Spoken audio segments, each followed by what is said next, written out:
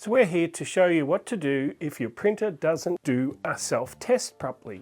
Remember earlier we showed you can go into the tools, go to test label and do a print quality check.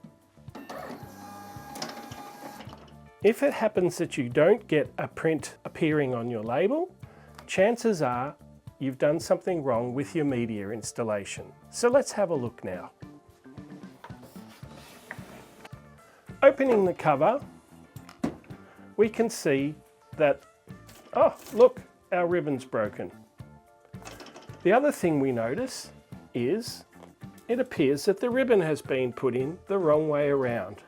Opening the head, we must ensure with the ribbon that the shiny side is always facing up underneath the head and that the darker side is down on top of the label. Turning the ribbon around and inserting it onto the spindle correctly, we now see that the shiny side is facing up as we put it under the head. Pulling a small amount through, we take the ribbon over the top and around the ribbon take-up spindle and roll a small amount on. Now we close the head and let's see how we've gone now.